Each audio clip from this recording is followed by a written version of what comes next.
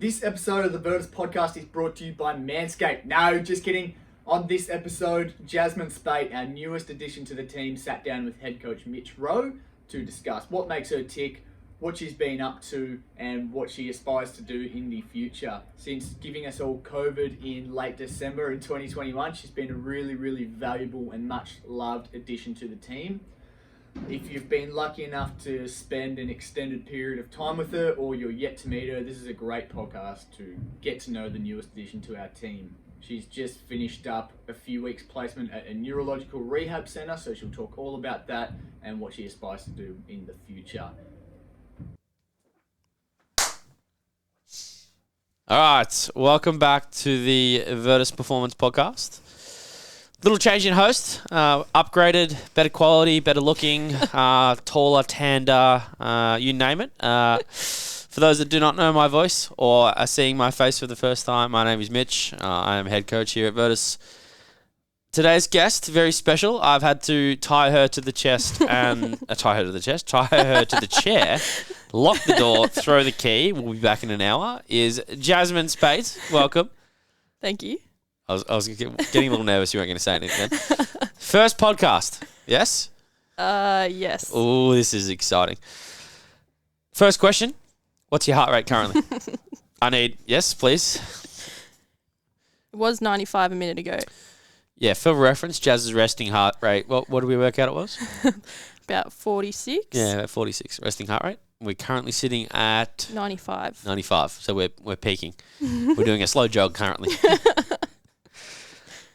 Jazz, you are our newest coach at Virtus, and you have recently been on placement, so there's still probably lots of Virtus members that haven't seen you yet. Mm-hmm. Tell us about yourself now, and then we're going to deep dive a little bit about you as a child, you as an adult, and where we're going from there. Not too deep, but that's where we're going to start. Where I am currently now, in terms of... Yeah, tell us about yourself. What if someone said, hey, Jazz, tell me about yourself, what are you going to start with? Well, I'm currently completing my Masters in Exercise Physio.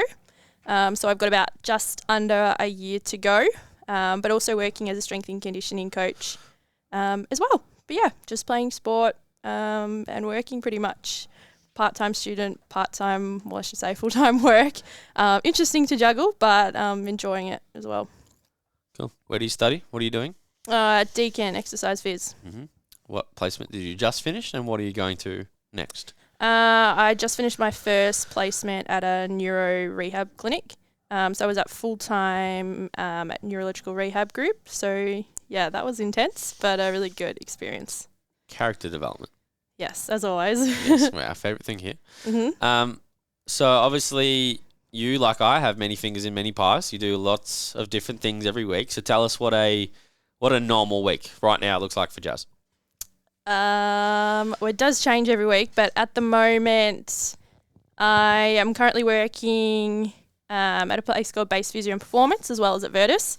So I spend my mornings, afternoons working at either a place in a school setting as well as in a clinical environment, or in a gym here at Virtus. And then in the afternoons, I am working at St Kilda with you, with the A4W girls. Very nice. What's your favourite job?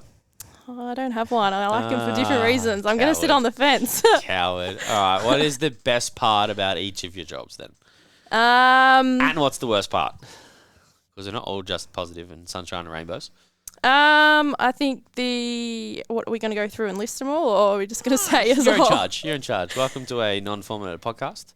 Also, for everyone listening at home, I had a note sheet with some questions on it that has somehow disappeared from the office at Virtus. And for anyone who knows Lachlan and his ability to clean things, he only does it when he's avoiding something. So normally bills or tasks or things that other people rely on. So we're going to call it free balling today. Okay. So free ball. That's what we're going to go. I think the best part of the job that I get to do is the clientele that I get to work with. I really enjoy working with athletes and then also in the rehab space. I love to problem solve, and all of my jobs involve having to do some form of problem solving. So I like to think and just keep busy, but again, creative and in a sense as well. I think they're all similar but different in the sense of just different environments, which is what I like being into. I wouldn't be able to just do a 9 to 5 job. That wouldn't fit my personality. I like to be constantly working on projects and getting better each day. And I think all of my jobs allow me to do that at this time, which is what I like. Cool. And how did you get into the health and fitness, sports science, rehabby field? Oh, well, I was listening to your podcast the other day. It was pretty much the same as I was an athlete when I was younger. Oh, I played sport. I wouldn't know if I was an athlete. And and I love sport. But yeah, I had a strength and conditioning. I had no idea what it was, but I had a strength and conditioning coach when I was younger, when I was getting into netball and it was a little bit more serious, and I loved it. It got me, I had heaps of injuries as well, like just little ones throughout the growth spurt. And I'm still waiting for my second one. So you're still waiting for second growth spurt. That's not happening. Yeah, I still have hope. I'm not that old yet. I forgot what we were talking about now. I'm chalked. I know you are. Yeah. Mm-hmm. I forgot what we were talking about now. You changed the topic. What do you mean? What were we talking I about? can't remember what we were talking about. What were you just describing? So we were gonna get into this later, but it seems that it's reared its head at the very start here. For those that have either worked with Jazz or been a coach or an athlete of Jazz, Jazz has these things, especially at St Kilda. We call them Jazz moments or idioms, where Jazz just does little air hairy type things. There might be one of them right there. So the first question on that topic, and we're getting back to what we were just talking about, but the first question, this one comes from Ben Frith, of all people. God. And I don't have any notes, so this one's just cemented upstairs. Jazz, where is the weirdest, most strange place you've left your phone? Because you have been known to leave your phone on the ground or in the gym or who knows else, and that's what we're going to find out. Several places, but the most recent one was we work at base. We work at schools as well, and it's about 15 minutes away. And I left it there, and then had to travel back from base, back to the school, and had to go on a bit of a wild goose chase to try and find it, and make it back for my patient at 4:30. Do you have an Apple Watch? Yes, and yes, Does it have Find My Phone? Somebody just told me how to use it. That should be your I newest, can't remember most who it used was. app. We're going to get into that question later as well of what is your most used app in your phone, and I think Find My Phone might be up there. Probably needed. Anyway, moving on. Let's talk not baby Jazz, but little Jazz. We're talking about childhood and growing up, because obviously talking to people across this week, full annoying that this podcast is coming up. Not a lot of people know much about you, because obviously, and we'll get into this, you're not originally from around where Virtus is, and you did a quick-fired internship, and we'll get into how you got a job and things like that. But not a lot of people know a lot about you. So we're going right back. So let's talk about primary school, growing up, family life. Where'd you start? Where'd you go? What happened? Tell me about it. All right. Well, you're in charge from here. That was a long question. I don't even know where to start. I'm excited because I don't know this part either. So I grew up around the eastern suburbs area with my family. So I have two older brothers, Zach and Xander, and then my mum and my dad as well. So we were around that area, all same primary school. Played a lot of sport. Love my brothers. They're the best. So had them as great role models throughout my life, which has been awesome. But haven't really moved around from there as well. And then stayed around that area when I was going into high school as well. I've been to the same schools as my brothers throughout, so super close to them. They're the best. Actually, currently in a couple of months moving out with Zach. Is he paying for more of it, and that's why you're sweet talking him? Or absolutely, he's older. No, I do the same thing. Well played. Carry on, as you were. But yeah, so super close with them, and they're the best. So, and now we're going to be closer to Xander, who moved out a couple of years ago, as well. So how old are your brothers? Xander we're 2 years apart. Zach's 24, Xander's 26. Very nice. Yes. As you were. Okay. I didn't know that either. Yeah. They're both older. So just played heaps of sport. That was pretty much my childhood sport. What sports? When I was really younger, my mum put me in dance, and that lasted about maybe a year, because I would just be on the concert, like the stage, and just waving at my mum the whole time. That doesn't surprise me though. It was actually heaps of fun. I tried heaps of different sports I just had too much energy. I used to be really loud and confident, and now I'm just super you're quiet. still loud. Yeah, I'm loud, but heaps of different things. My main ones, I did track and field, cross country. I was Events? I was longer distance. So anything above 800 meters, and then cross country, loved longer distance. I'm not fast at all or powerful in the slightest. I don't know about that. Maybe not in the slightest. But yeah, and then moved into more netball, and then netball was my main sport that I went into a little bit more. Was netball something you thought you wanted to do like long term? Because obviously a lot of kids listen to this podcast as well as sport being something that they want to do as like a job. Was that the same for you, or? Yes, I guess everyone, like most people, and I listen to your podcast and you're the same. I wanted to continue on with netball and go into like VNL and keep getting better, but again, I just wasn't good enough. I was in a state team, and I was pretty good, and I was like training about 5-6 times a week, and I did tryouts for a couple of years, and there's just so many girls, and just was like super. I just wasn't good enough, basically. In what way? Because I only upon reflection have kind of come to this realization. You may or may not have as well. But what stopped you from taking the next step? Well, that would have been the year that I got offered an internship to go into work in sport, and it was pretty much one or the other. I wouldn't have. How old are you at this stage? 18. Okay, so not too long ago. No, maybe I would have started trying out for clubs and places when I was 17, and then 17, 18. I thought I was going to continue on with netball, and just see how it went and have it something that I would do on the side, but I ended up prioritising being able to work in the industry because I ended up loving it. And then, things just kind of changed, and then I guess COVID also hit. So now I'm just playing for a little bit of just fun every now and then when I can. Nice. Yeah. And then talk about post kind of netball.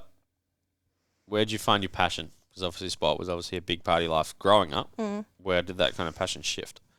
Well, it would have been through one of my latest. Wait, I don't know what I'm trying to say. Well, my last netball club that I was at, I had two really good coaches, and there was like strength and conditioning, and that was probably the first time. Name drop? Rob and Lauren Nardelli. There you go. They ran. This is where I got my first job as well, doing netball coaches and clinics and just strength and conditioning. So they are like the best, and they like heaps of fun. And like I had no experience whatsoever, and they were like, "Yeah, here you go, just go and try and do your best and fail and learn." Which was, I think, early on learning that you're gonna be shit at the start was okay, and that's fine. That's where you're never gonna know everything, and you're just gonna keep on learning, getting better. But yeah, they were awesome in the sense, and I loved it heaps. And I kind of just went down, had my first placement in uni, and again loved it, and just found a passion through. Well, strength and conditioning, it helped me when I was younger because I was always injured, and I was, it just went growth spurt. There's heaps of things that happen during like when you're just in that age group. So I think having those two as role models for me were like the best. And then now I kind of see as I want to be that for younger girls, and which is why I like working in the schools and working with youth athletes. And I think that's a very, what's the word I'm looking for? I think it's a make or break age in terms of having a good role model, because if I didn't have those, I wouldn't know where. I think that was a big turning point for me. What qualities do you think makes up good role models, or what should kids or parents or coaches look out for in role models, do you think? Well, I think people just need to listen a little bit more. I think listening, and just what they did really well for me was they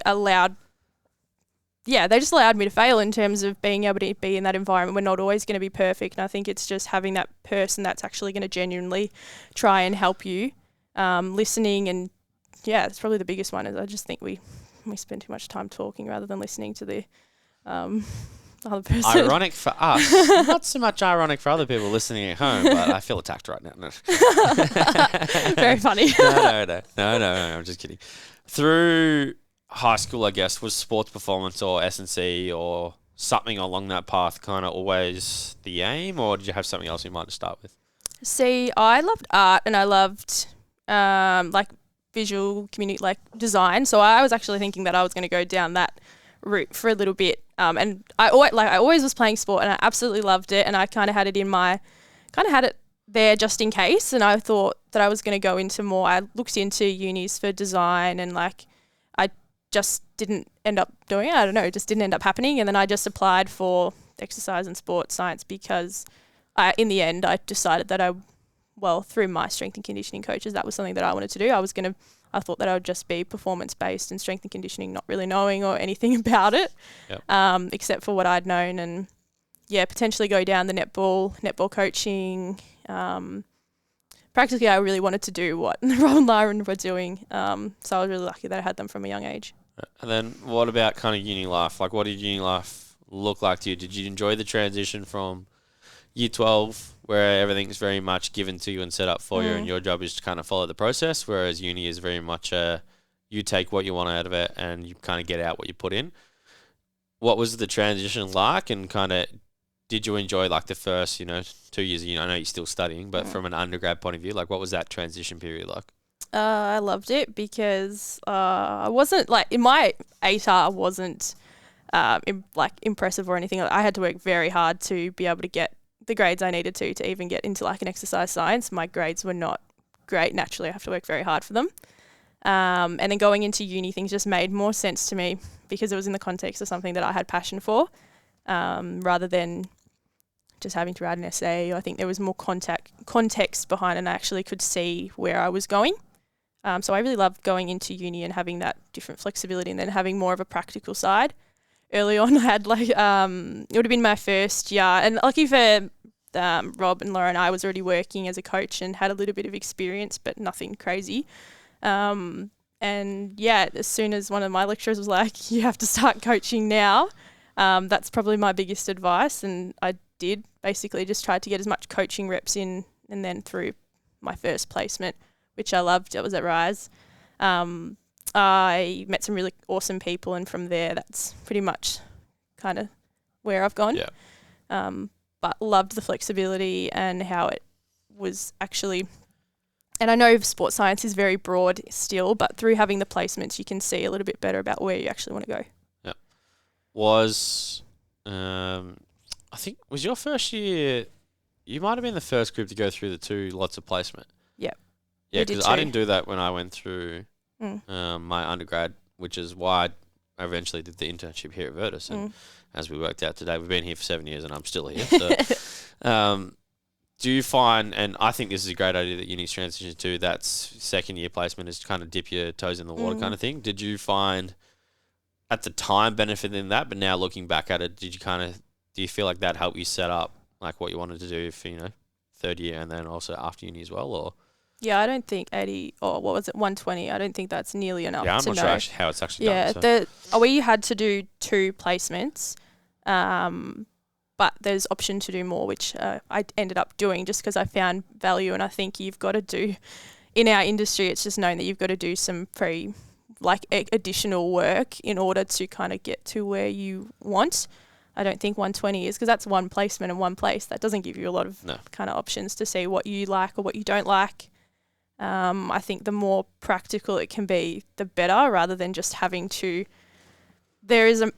Just knowing the content that gets you the grades, but I think you just need to get out there and coach, because it's a people's industry. You have to learn how to talk to people and interact, and you just don't get that enough unless you keep learning through actually being in the industry and the environment. Yeah, and I guess obviously this week is first week of uni, and I'm back teaching this week.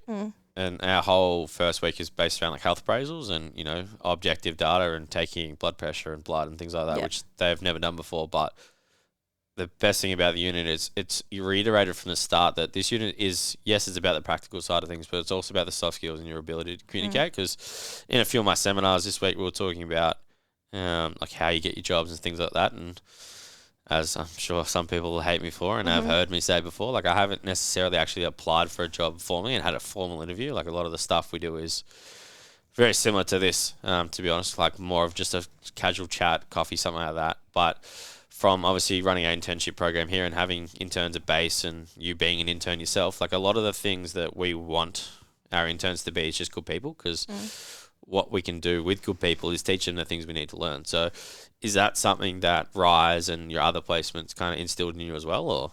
Well, yes. I think even at Rise, that's where I met Keegs, who is one of the owners at base.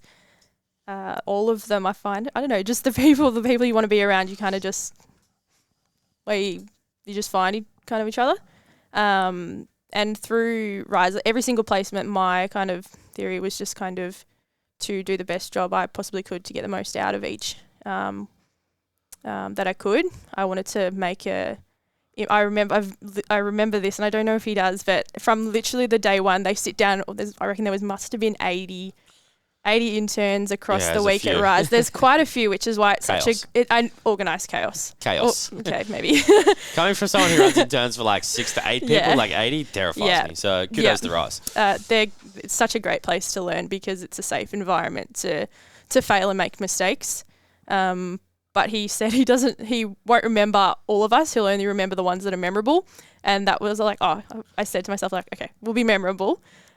Which is awesome because then he went on and gave me the opportunity to work with Melbourne as an intern, and then also through that's where I found base as well. So a lot of good things have come out of that placement, and just trying to be a good person and help people and do the best job I could.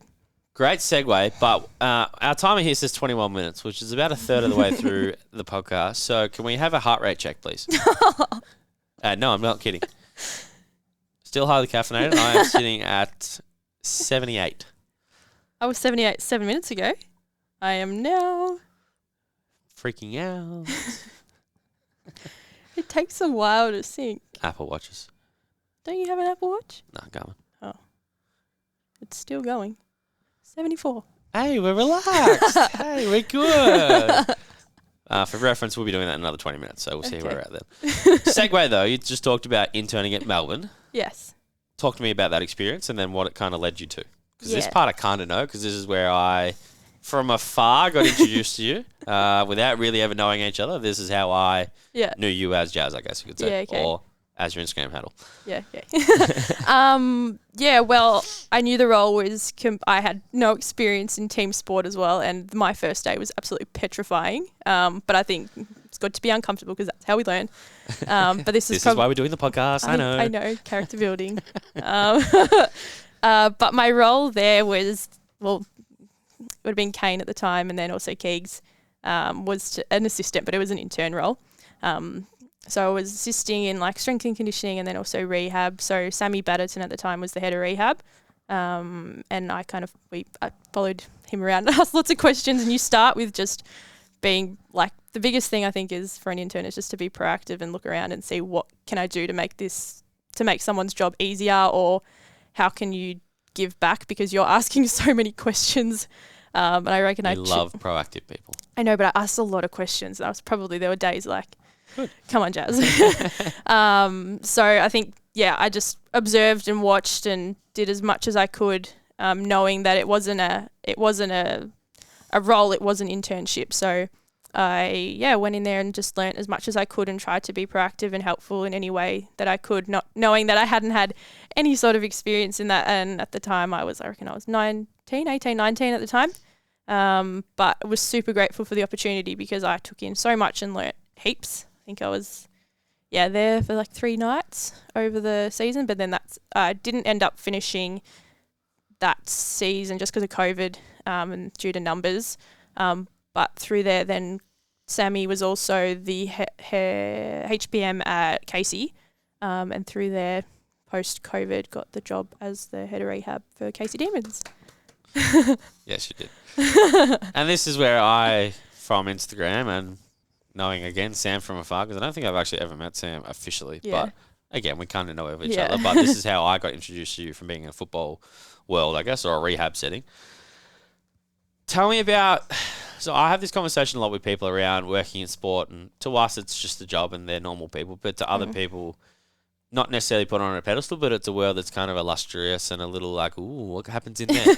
What kind of preconceived ideas did you go in with, and then what changed quickly, and what took a little bit longer to potentially change from a mindset point of view about working in sport or working with athletes that are kind of set on a pedestal above us sometimes? Are we talking about Casey or are we talking as a whole? Just in general. So obviously your first experience in sport or elite sport was in football. So well, of course I was super nervous because I was a new environment. Shocked me. Yeah, funny. It's funny that.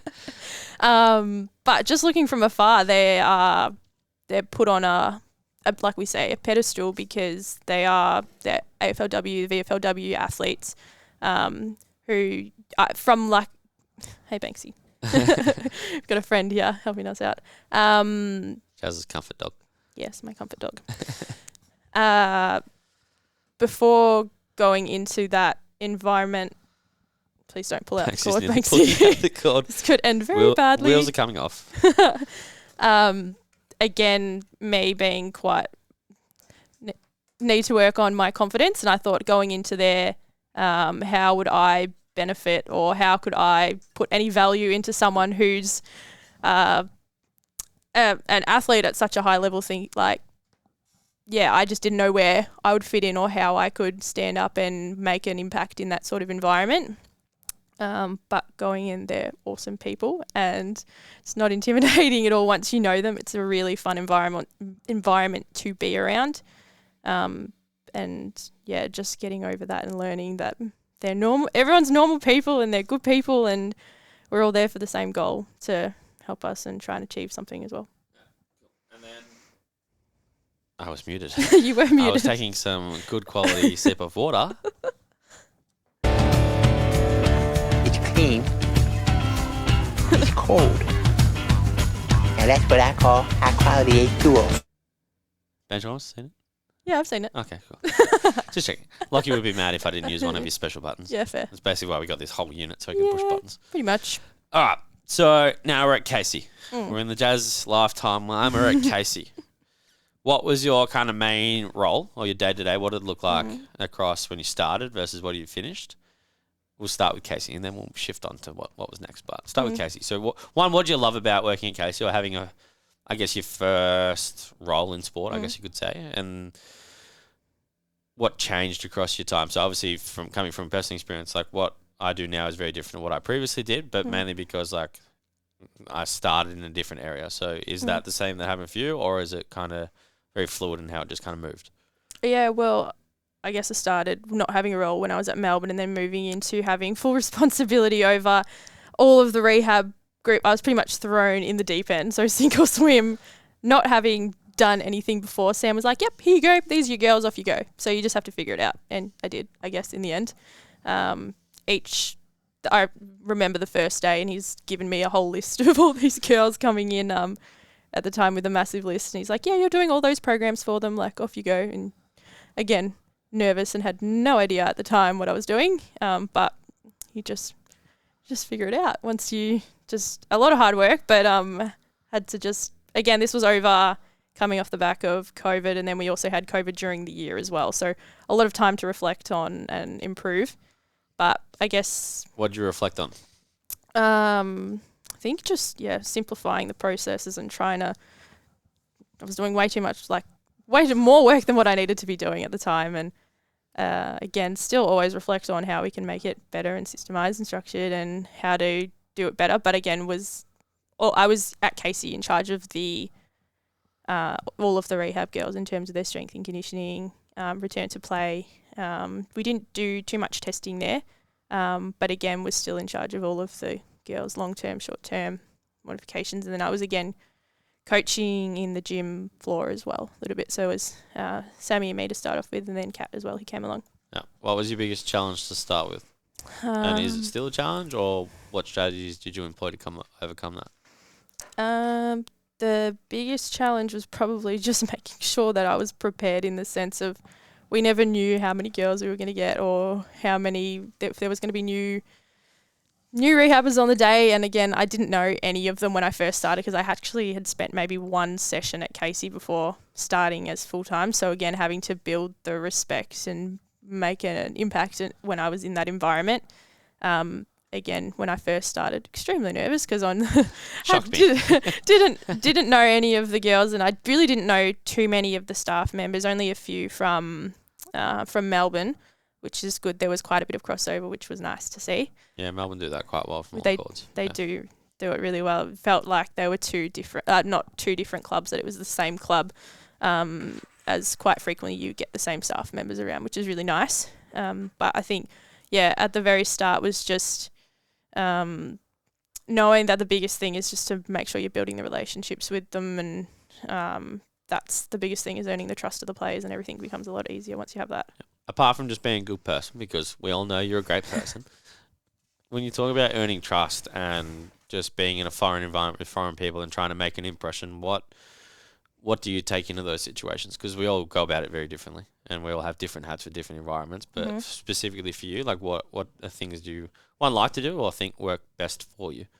Well, first of all, it's always just that initial introduction of just going up and introducing yourself, having a conversation. But I think the biggest thing is consistency, showing up and making an effort in terms of that environment. I think it's the biggest thing. And if you continuously do, I think, actions speak way louder than words. So if you continuously show up and do the additional things and show that you're a part of that team, I think that's the biggest thing that you can constantly do. I think it's, actions speak way louder than words than anything you could do. Having a nice smile always helps too. Yeah, that too. Need someone funny around to make a smile. I got it. So obviously at Casey now, still at base, yes? Yes. Still doing stuff with Rowville? Or my office centre there? No, I wasn't at Rowville. I don't think I was at Rowville at the time. I was at Rowville for 2 years. I did my internship there. My internship was meant to last 80 hours, but I ended up staying there 2 years. But that's okay. That was... my internship was non-official and I'm still here, so... True. Can't actually get rid of me. True. So talk about schools, and we're going to shift a little bit away from sport, and then we're going to come back to the current, which obviously, anyone that doesn't know, you're our rehab coordinator at St Kilda for the AFLW. We're going to come back to that. We're going to do that a little bit towards the end. But talk about school programs and working with junior athletes. And a lovely question from Ali Miles this morning, who is a sports dietitian who's currently setting up her own business in basically fueling for junior athletes and in particular young women in sport. What about working in a school fulfills you, or what do you enjoy about working in a school? Because sometimes schools can be quite challenging to work in, and especially kids in early mornings and being forced there by parents. But with you and the school programs and the stuff you do at base now still, like what fulfills you about that, and what do you enjoy about that? Like we were talking about earlier, I think that age group and demographic especially... Well, I can relate to the female athletes as well a little bit more because I've been in that experience and had to overcome certain hurdles and barriers when I was that age. So I think, again, going back to it, being able to be a role model for the young girls, and just is what fulfills me, because I know that some of the things that I hear and they say, and it's like the social media, just good quality information. They need the good quality information to kind of blur out some of the things that they're hearing on the social media side of things. What's one of the biggest gripes when it comes to that? What's something that drives you insane? So for me, we're talking mini bands of glute activation. So what about that kind of environment and social media and things like that young people may see? What's one thing that, if we could, we'd get rid of it? It wouldn't happen, but just the comparison between the peers that happens and the comments that they say about themselves and the negative self-talk is horrible. And I'm I just yell at them when I hear it. No, I don't yell at them. Self-destructive behaviour. Yeah, self-destructive behaviour is a massive one that I see, which is less than what it was in that environment in the group that I see of. I guess I only see the girls maybe I think three times a week. But I think so much benefit in terms of what they are doing towards and having a role model who kind of blurs out some of what they see on the social media side of things. Yeah. With working with young girls as well, what kind of change you see? So obviously we'll see physical changes and social changes, mental changes, things like that. But what do you think is the biggest benefit of being involved in one of those environments? Potentially, one, with a very good role model, but two, just being exposed through a way of thinking that's not destructive, I guess. Just the confidence. I think the confidence is huge in terms of going off performance and being the best version of themselves that they can be, rather than comparing themselves to what they see on social media, what they see and perceived social norms of what they have to live up to. Because obviously we're never going to change it. No. And it's probably only going to get worse, but Potentially. having better role models and better people in those environments, I guess, is kind of what I'm getting at. Yeah. We won't be able to try eliminate it or altogether, but if they're getting a good role model who is there to kind of work. I'm trying to find the words. Oh, keep spitballing. I love it. I love it. Keep brain dumping. I know brain dumping is happening right now, and I don't even know if this is making sense. Because it is complicated. Sometimes it doesn't have to make sense. Because it is a complicated area, but we don't need all the answers either. No. But from some of the comments that they've even told me or shared with me regarding, because some of them to begin with were completely, I'm not lifting that weight, I'm not doing that, I don't want to look strong, I don't want to look like, I've had girls like come up to me during the gym and say, literally, do my legs look okay, or will this make my legs get bigger, or things like that. And I'm like, well yeah, maybe, but you're there to be. What about being the best version of yourself and how you can grow and develop in this sense? And slowly, again, I'll never know if it is making an impact, but based on the changes that I've seen in their attitude and over time, I get to see them from year 7 all the way to year 10, which is pretty awesome. Again, get to see them from being really little year 7s to again... Tadpoles. Yeah, tadpoles. So then being in year 10, going through the program is what I love, so that I can be there through whatever they need, whatever it is regarding, it's more than just the training side of things, it's having someone there to support them during that time. As we get to talk to them as well, and we run seminars for them and talk through whatever they need. I think there's value in that because, again, social media is everywhere, and that is their maiden where they see and compare. Yeah. So if we can just kind of microdose in some better quality information, I'll never know the impact it makes, but hopefully it does. Coming from experience, I feel like you'll be making an impact. I hope so. I think you are. I think you're doing a good job. I guess, if we shift kind of the conversation more around base and back to a high performance, strength and conditioning based chat, I guess you could say. Do you run the internship at base? I run it with Keegs. Okay. So Keegs is so Lauren is a physio and Keegan is an exercise physio. So they work together. But Keegan... Physiologist. Physiologist. Okay, cool. Exercise physiologist. Sure. Sorry. No. I'm getting my names and my people and my tiers and we're going with it.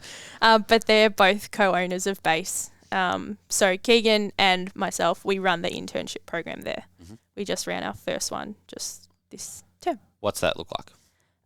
Again, it's a very big work in progress, and we're about to have the reflection on how the first one did. Oh, here's a good place to start. We're about to reflect this coming week on where we need to improve that as well. But again, I think it's a good way to keep yourself accountable because they ask you questions. I'll just tell them if I don't know the answer, I don't know the answer. But I think it's a good way to reflect on yourself as well, which is what I like about it. Have you noticed, and I know you hadn't run internships previously at Base, saying this was the first one, but having done an internship yourself, have you noticed a difference in, I don't know, can we call it behaviour, I guess, of interns pre-COVID versus post-COVID? And kind of, maybe can you kind of divulge what the impact may have potentially had kind of just being locked up for 2.5 years and from an industry that's quite practical, and the way we learn is very hands-on from uni, and a lot of the stuff we do is actually prac-based. What kind of the differences do you see between maybe pre-COVID and post-COVID? Because at the end of the day, it's a real thing that, for graduates especially, like that's something that has affected them without really knowing that it affected them. Yeah, I was having this conversation yesterday with Lauren. Again, we're in the midst of going over how we can improve it for next time. I've just found that having those 2 years off where we really had we didn't have any structure, or we didn't have to do anything. We were locked inside. We didn't have to do anything. We could get away with sitting on the couch all day. Did you study during COVID? Yes. Yeah. Yeah, I studied First year during masters. Last year, sports last science? year of sports science. Okay. So I mean, perfect timing. I just got Yeah, to yeah. smash out 3 units and finish off. I keep And thinking you're like 27, 28. You know, you're just an old soul. All right, just forget your little baby. yes, I was studying during that time. I found that, again, this was the first one that we had, but I found when I was doing my placements, there was a lot of proactive behaviours, and I found that we potentially, they are now a little bit more just want to be told what to do rather than just being able to go, oh, hey, I see that job, all right, I'm going to go do it and make work. There's always something that could be done, whether it's talking to someone or just rather than just standing around, because you can absolutely do your placements and your internships by just being there, but there's definitely a difference between like making an impact and just being there, because there's like I said, there's a lot of interns at Rise, and you can get your hours absolutely by just sitting there and doing nothing, or you can actually be there and be present in the moment and get a lot out of that environment. Yeah, and I guess it comes back to that conversation of just be a good person. We'll teach you what we need to teach you. Because, like, again, coming back to teaching at uni now, there's 500 students in the unit that I'm currently teaching. Yeah. Realistically, let's say 20% of those actually finish the degree. Because we know there's a lot of dropout and Yeah. change, and sports science is kind of a bridging course for some people to other things, which is absolutely fine and fantastic. What separates someone from not necessarily being a good person, but from an education point of view and an experience point of view, in your eyes or in your mind, what separates them from being, or separates them from the other group, I guess you could say? Puts them apart from others. Are you saying the ones that, I don't know if I'm understanding your question. Let's go with 2 groups of people, proactive and non-proactive. Okay. What separates them? Besides just, hey, acting on things that they see and being proactive, but from a higher ability point of view, I guess is where I'm coming from. What makes them more attractive from a business point of view to go, hey, we might want to offer you guys a job? Yeah. I think it's making work when work isn't there. I think it's doing the little things really well as well. Just rocking up on time, doing the little things and always doing things on time makes a massive difference. But you see the difference between, you can tell the ones that are walking around and are constantly trying to do things, and from a proactive perspective, they just make it. They don't have to be following you around and doing things. They are doing it on their own and going off. And I found that that's probably the biggest thing. Is again, don't know where my words are coming from, but I was on a tangent and then I've lost it. I was in. You had me. You had me. Probably the biggest difference would have to be, I still don't know where I'm going on this. I've lost it. I've lost it. Fine. That's fine. From a difference of, let's say, potentially some of the people that you did your internship Yeah. or internships with compared to some interns that you see now, Yeah. or the difference between those guys or people. Yeah, okay. It's 2022, Mitch. You can't say guys or girls. It's people. Because for me personally, I noticed a big difference. Yeah. Just from exposure, I guess you could call it. Yeah. Or interactions. Because as we said before and what we started with, our industry is very people-based. Like, it's not sets and reps and numbers, and no one really gives a shit about cluster sets or how many Olympic lift variations you know. Yeah. It's about your ability to coach, communicate, and interact and connect, I guess. Yeah. Again, I see a massive difference in just doing the additional work and doing it on time and being present in the moment. There's just a massive difference between standing there and actually interacting with people. Looking like you're wanting to be there. Yeah, looking like you're wanting to be there. Sometimes there's people just standing in the corner and not really, which again, I understand. If you're new in the environment, it's intimidating, but it's always that initial moment of just go up and introduce yourself and add value to someone, if it's in a coaching sense. How can you add value in that situation and how can you make it better? Whenever I was in an internship, my thought was, how can I make it so that it would be inconvenient for me not to be there? That was kind of my, love it. And I think that sort of mentality potentially has shifted a little bit in terms of, again, just people wanting to be told what to do. And I see that's the biggest difference in potentially some of the interns that I've seen is, again, doing the little things right, but also how can you make value in that space and environment? Some people just stand there, and then, again, some people don't know what they want to be doing. That's okay, but I think it's all, even if you don't know what you're going to be doing in the situation, again, when I was on placement, it's not necessarily the environment that I wanted to be in. And again, completing the placement, it's not the environment that I want to work in, but I still tried to do the best job that I could in that environment, because you're going to learn in every single place that you can do. Yep. And on learning, I love segues. Just flowing on from each other. Learning. Talk to me about your masters. So, nearly done. Mm-hmm. 2 placements left. 2 placements. Any units or just the placements? No. I've got units. So I'm doing 1 at the moment. One of them is my placement unit, but I've done it and I just have to submit some assignments for that. Cross the T's and dot the I's. Yeah, cool. Yeah. And then I'll do a placement over T3, and then I've got 1 more semester after that with only a couple. Most of it's placement based. I've done all the heavy, bigger units, and I did it part-time so I could work. Yeah. But yeah, the ones when I first started were pretty content heavy. Uh-huh. Let's just say, and I need to go over that and revise for when it all comes back together, when I have to do my OSCE, which is in under a year now. But For those that don't know, what's an OSCE? It's pretty much like an initial assessment. You have to go through and do a subjective, an objective, and then also exercise prescription based on the case study that you get given. Mm-hmm. What case study do you want? Mask. Yeah, that's all I got. What do you really not want? Don't give me cardio. Really? I don't understand the ECGs. Yeah, okay. I don't want to. That scares me. Okay, fair enough. That genuinely scares me. I see squiggly lines and I go, what? Masters lecturers / demonstrators, if you're listening, none of that, please. Thank you. Deal? Deal. What made you go EP side? Because obviously with sports science, there are so many options when you finish your undergrad, and it's very much a bridging to something else. It's never really the end point, especially nowadays.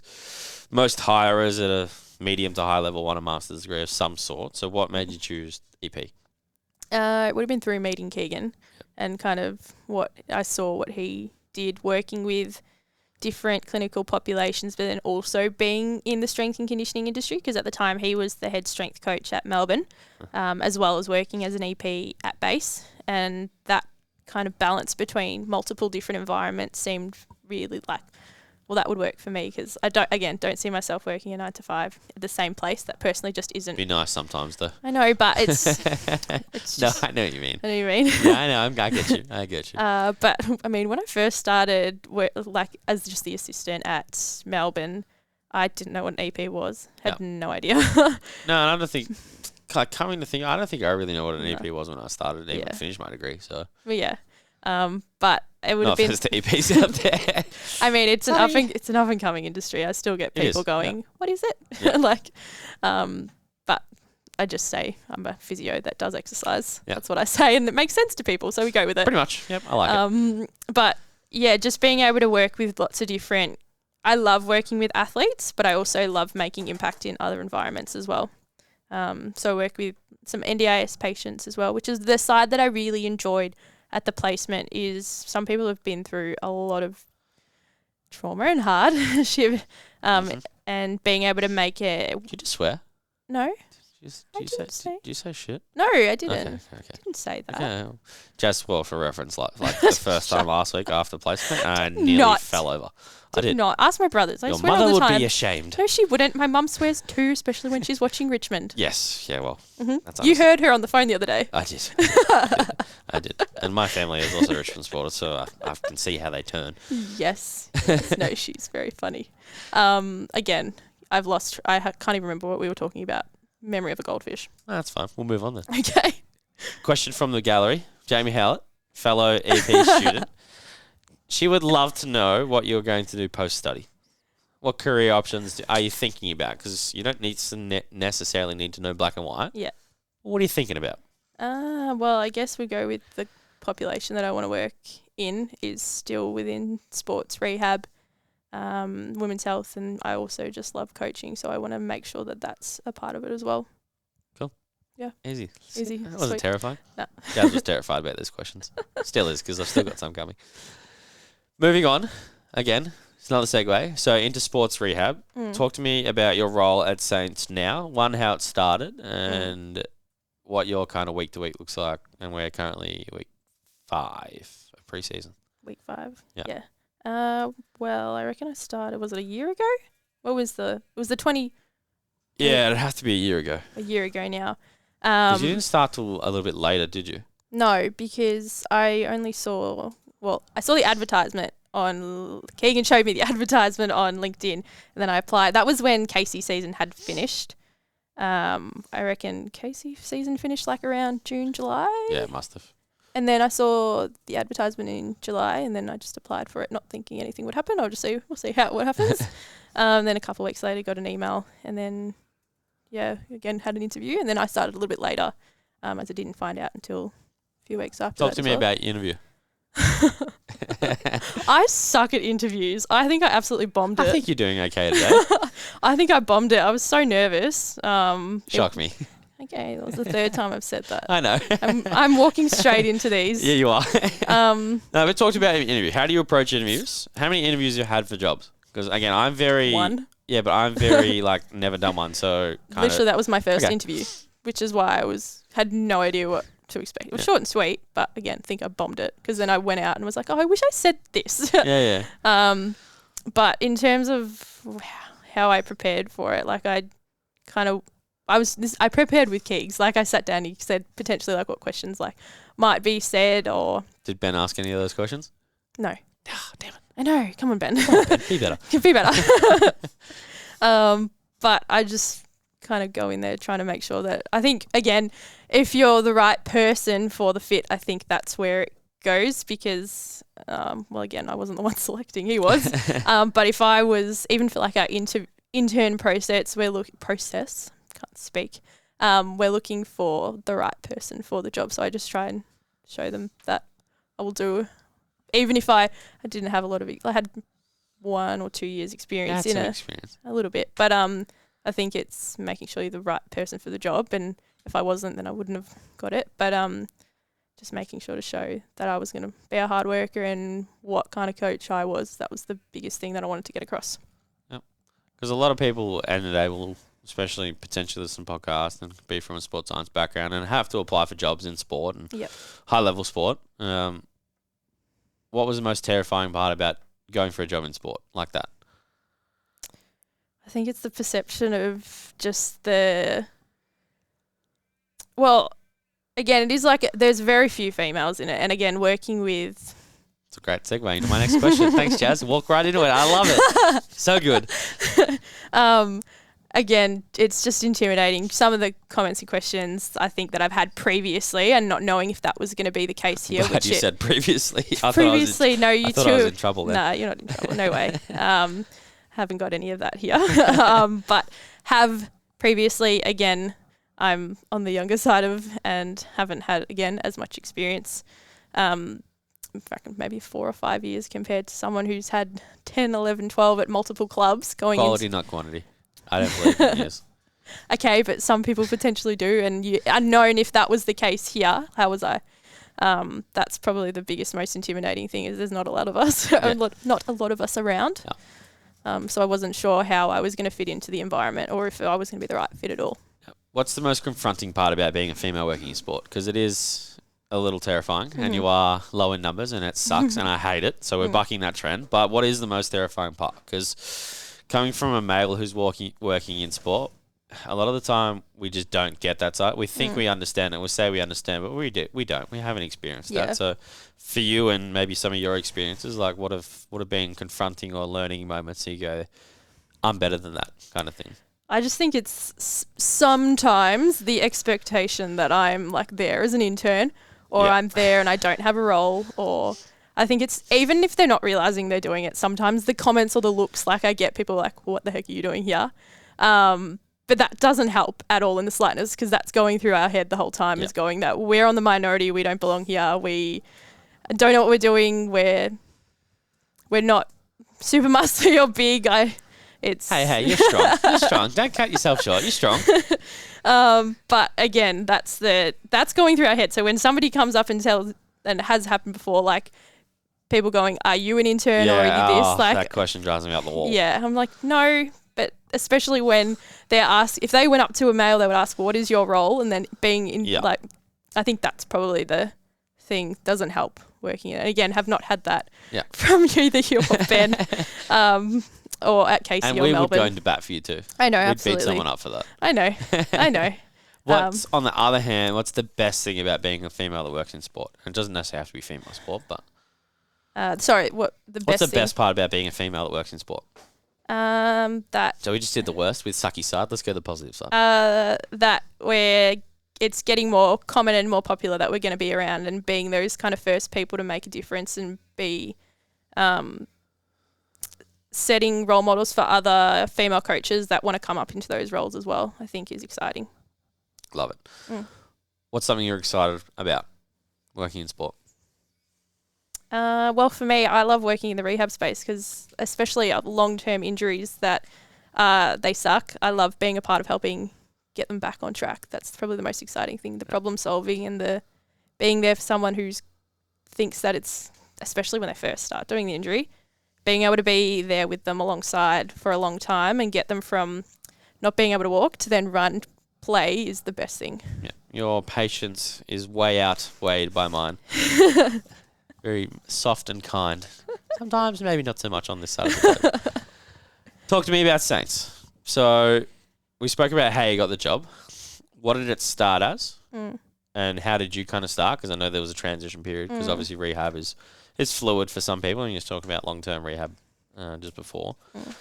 How did the role kind of start and what has it evolved to now, and maybe what some different tasks or some things you do now that you didn't start with at least? Yeah, I think, well, again, when you didn't have a rehab coordinator before. Well, you were and Ben were combined. No, so we had one first year. Yeah. And then through the COVID year, we didn't. Yeah. We kind of half-halved it. He would plan it, I would implement it. Yeah. And then you. We upgraded, of course. Well, I think it started more as having to see where that position fit in because you didn't have one before. So earning the trust again from physios to be the person where they would actually come to with that information to then do the programming, which again, the high performance manager, Ben, is in charge as well. But just having, so he's got so many other things that he needs to be doing. There's a rehab person there for a reason. So having just being able to take more of a responsibility over the girls and again, just being more proactive in terms of, okay, who's on my list at the moment, where are they at, what are they currently doing, are they modified training, are they more Ben's side of things, and just making sure that I'm checking in to make sure every single, thinking beforehand and planning in advance, I think I've gotten better at. I think you're doing a good job. I think you're doing when you bring your laptop and your charger. Hey, you're the one that left your laptop at Virtus and then went to go to... It was one time. I haven't done that yet. yet. We were going to talk about that today. Tried to not walk myself into that one, but I'm pretty sure I shot myself in the foot. Yeah, you did. But for reference, I really needed my laptop to do programs. And I would have lent you mine. I left it at Virtus, which is 45 minutes away from Rehabbi where we train, and I had to come all the way back at 10 o'clock at night. So, well, I would have lent you mine, but... My theory was I'd been spending too much time with Jazz and some of her had rubbed off on me. But anyway, we're not going to go down that path. Shut up. That was on you. Rehab at the moment, so week 5 pre-season, week to week, what are we currently looking at for you? What do you do night to night? So we're obviously going to training tonight. What's a day look like for rehab? Well, the girls... Wait, are you talking about for me or for the girls? No, for you. For you. So what are the things that you need to do on a day of training or to plan for a week ahead? Yeah, well, I normally try and do all their strength programs. Well, we do all of our strength programming on like a Google Doc. So I never plan more than like a week or two, maybe in advance, maybe for the longer term ones, but it's mainly things change on the fly. So having to just be prepared and have a few kind of options of where we wanted to go. But in terms of the strength and conditioning, the strength side of things, that'll be done beforehand on training. I might get there a couple of hours earlier and get to the club to do that. But my role wouldn't start. I'm on field at the start for all of the girls that are running in some capacity, in some shape. Bless you, Lockie. Bless you. I think that constituted our pay rise, Jess. I think so. Lockie promised us that he wouldn't say anything while being in the room, and that if he did, I said that he'd have to give us a pay rise. So you heard it here first. 58 minutes into the podcast, Jazz and Mitch get a raise. Good job. We're talking about a night of training. What are you doing? So you're currently up to on field and preparing for that. I've got you. Don't worry. Thank you. So I have to fill out our rehab sheet so we know that they're all documented and who's doing what or whereabouts. So that's pretty much where I start is on field, and then that goes for however long.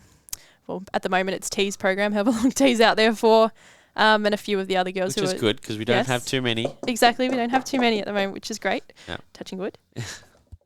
Yeah, or your head. Yes, hollow. And then back into the gym, depending on what they're doing after that is pretty much how it's structured. Trying to, where I can, I get them involved in training or some capacity with whatever they can do, they're doing. But for the most part, if they're modified, then just following with that structure where need be. And then if they're in drills or anything like that, Ben helps because my footy brain is 0. But footy skills are getting better though. We're learning how to bounce a ball this week. You're actually a good teacher though, to be fair. Whoa, that's the nicest thing you've ever said to me. I'm a coach, so I kind of hope that'd help. I mean, bouncing on concrete is easier than grass though. Yeah, we did try and bounce the football like a basketball for a few tries, but we got the hang of it. We got the hang of it. The kicking's getting somewhat decent. It is. It's getting better. Sometimes the first few are a bit. Just means the rehabbers have to run a little bit further. Yeah, T's currently doing extra Ks and agility before she's been cleared. But that's fine. So that's pretty much how it will go on a night, and then depending on when we're doing strength, I'll help you set up, or if we need to make any further modifications. Do we talk about what happened on the cones the other night, or? Shut up. Okay, that's a no.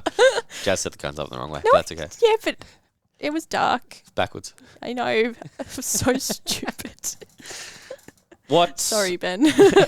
Yeah, I wasn't even there. Long term, or in the next few years, what does working in sport, what do you want it to look like? Do you still want to be a rehab coordinator? Do you have aspirations to be a football manager or a high performance manager, or... I know you're still quite young and still studying and doing a lot of those things, but I thought I'd throw that one on you too. I honestly don't know. All I know is I want to be in a environment. I enjoy working with like-minded people, and it's I would love for it to be a little bit more of a realistic job where it could be something part-time. At the moment, I understand, like in women's sport especially, it's not something that can be a part-time thing. It's definitely you have to do your work and then go there afterwards and fit throughout the year. Yeah, that would be awesome if it could be more consistent on being with the rehabbers all year round rather than not having a so that would be awesome if it could grow into that, as I love the female athlete environment. Again, have no idea what I want it to look like, but all I know is I want it to be in there I love the rehab side of things as well, but also know that I want to learn more about how you do things, and also Ben, I think it's really fascinating and interesting. And from where I started to where I am now is massive difference. I wouldn't have even thought of that. I would be interested in doing anything other than rehab, but we'll just see what happens. Cool, I love it.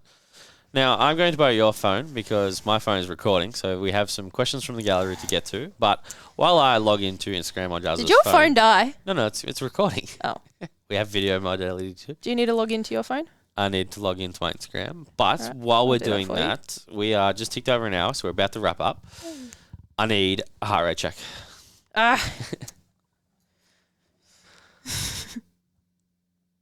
Where's it gone?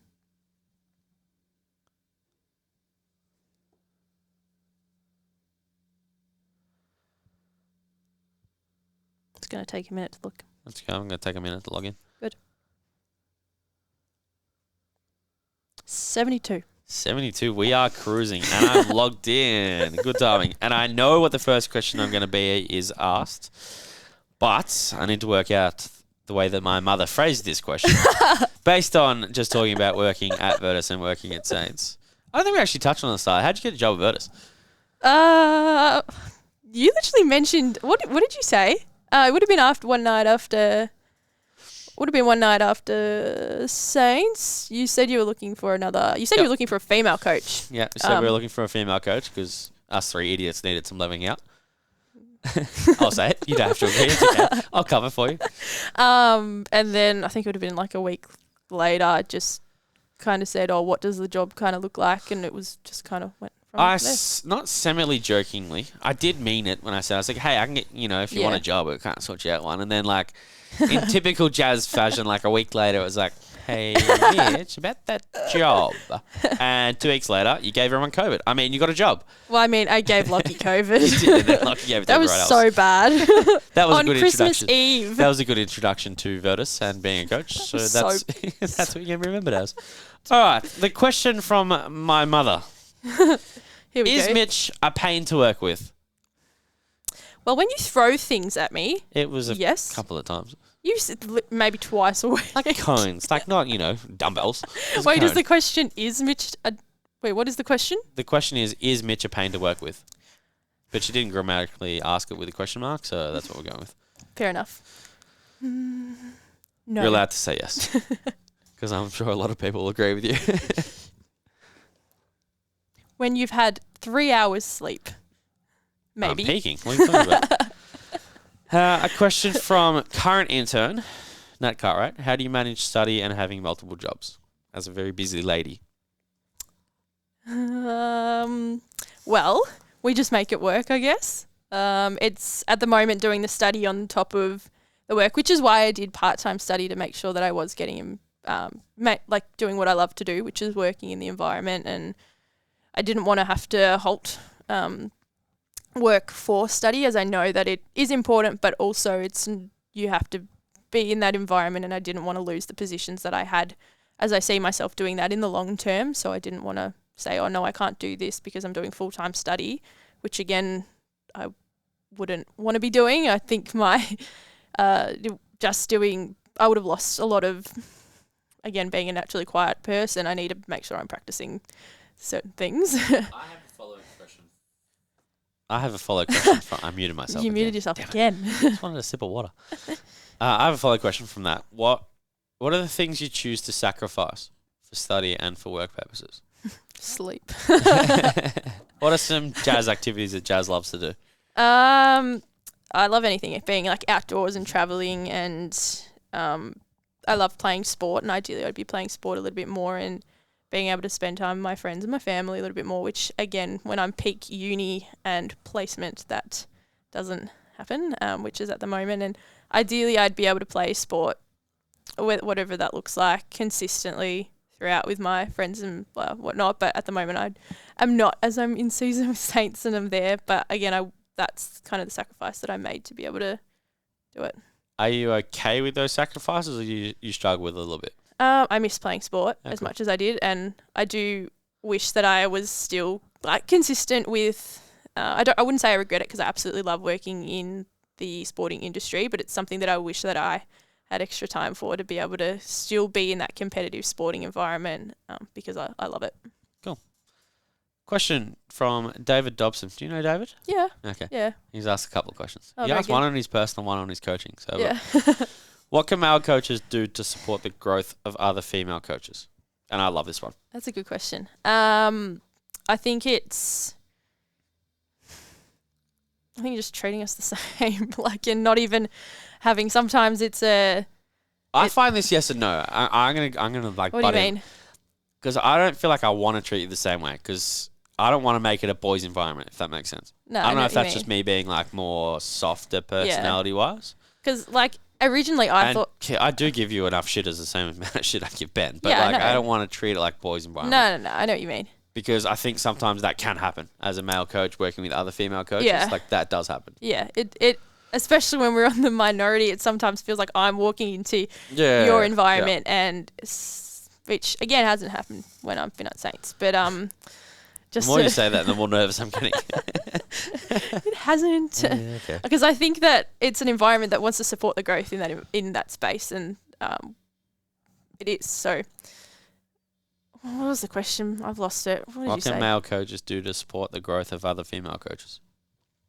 I think just being okay with the fact that it's not always again, I think that I'm more of softer, compassionate. That's not that you're not, but I think in terms of that, just being open to that there's going to be different personalities and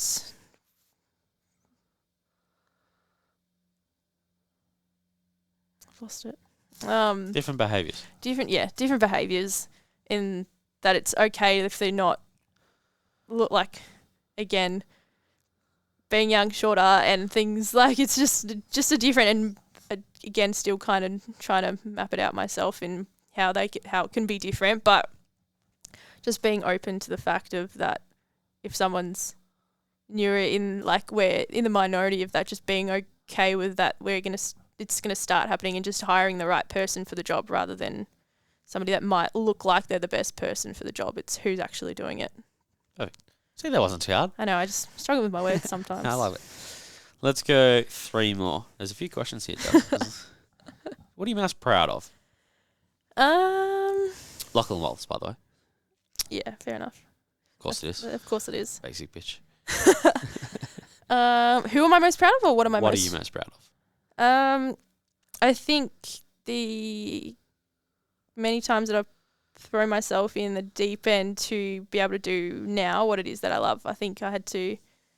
There's been multiple times where I've been super nervous and anxious about different environments that I had to do. Yes, yeah. But I knew it was going to be, in the long run, the best option because they're often the most rewarding things. I love this question. And I'm going to slightly change this from Kate Schuler. Question is how the hand warm is going. Funny. My leading question to this and adding on is, how many packets of hand warmers are in your pantry right now? That's not my fault. That's my mum's fault. No. Answer the question. How many packets of hand warmers are in your pantry? Like 20. I think that's not enough. I think there's a few more. Mum saw a special and she went out and bought a massive box because she was looking at the weather and was like, "Oh, that's just my mum for you."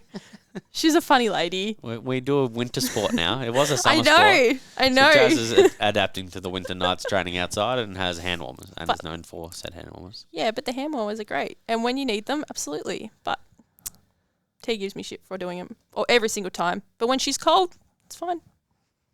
Why are you so cool? I'm not. You are. You're a pretty cool cat. I'm not. You know who asked that question, didn't you? No. Catherine. Oh, Kat. Oh, Kat.